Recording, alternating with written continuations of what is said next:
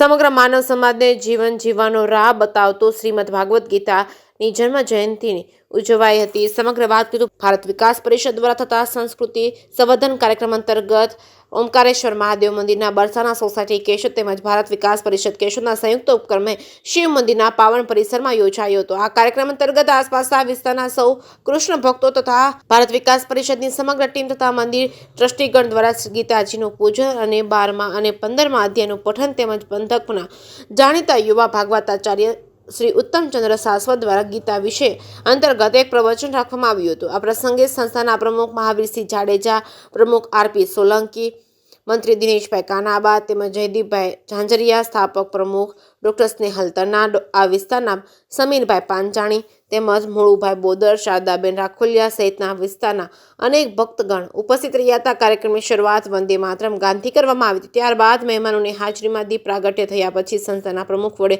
સ્વાગત કરવામાં આવ્યું હતું। ત્યારબાદ આરપી સોલંકી દ્વારા પ્રાસંગિક પ્રવચન અપાયું હતું। ત્યારબાદ ભાગવતાચાર્ય ઉત્તમચંદ્ર શાશ્વત શાસ્ત્રીજીનું શાસ્ત્રોક્ત વિધિ અને ગીતાજીનું પૂજન થયું હતું। ત્યારબાદ પ્રસંગના વિષય અંતર્ગત ગીતાજી એક પદ દર્શક વિષય અંતર્ગત પ્રવચન આપવામાં આવ્યું હતું। આ કાર્યક્રમમાં સમગ્ર કાર્યક્રમનો આભાર દર્શન પૂર્વ પ્રમુખ જે.આર. નંદાણીયા દ્વારા કરવામાં આવ્યું હતું। સમગ્ર કાર્યક્રમનું સંચાલન જાણીતા ઉદ્ઘોષ ડોક્ટર ભૂપેન્દ્રભાઈ જોશી દ્વારા કરવામાં આવ્યું હતું। આ કાર્યક્રમના અંતે સૌ પ્રસાદ લઈ છૂટા પડ્યા હતા। જે કેસની ગુજરાતી સાથે રાજુ પંડ્યા, કેશોદ। આપ સૌને જય શ્રી કૃષ્ણ। ભારત વિકાસ પરિષદ દ્વારા આયોજિત ભાગસર સુદ એકાદશીના મોક્ષદા એકાદશીના દિવસે ઓમકારેશ્વર મહાદેવજીના સાનિધ્યમાં શ્રીમદ ભગવદ્ ગીતા પૂજન પ્રવચનનું સુંદર મજાનું આયોજન થયું। આ તકે વિશ્વમાત્રનો એક અદ્વિતીય ગ્રંથ શ્રીમદ ભગવદ્ ગીતા એમના જન્મ જયંતિ પર્વ પ્રસંગે ખૂબ સારી રીતે શ્રીમદ ભગવદ્ ગીતાના ઉપદેશો ભગવાન શ્રી કૃષ્ણ દ્વારા અર્જુનજીને કહેવામાં આવેલા અને કેવલ અર્જુનને નહીં, અર્જુનને નિમિત્ત રાખી, મધ્ય રાખી સમગ્ર માનવ જાતની સૃષ્ટિને શ્રીમદ ભગવદ્ ગીતાનો આ દિવ્ય સંદેશ શ્રી કૃષ્ણ ભગવાને આપેલો છે।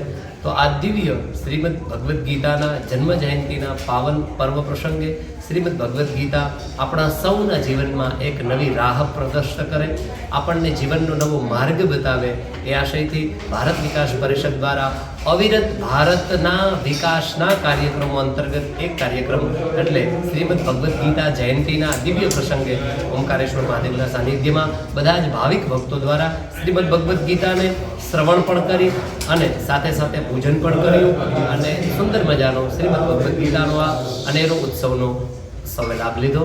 આપ સૌને જય શ્રી કૃષ્ણ।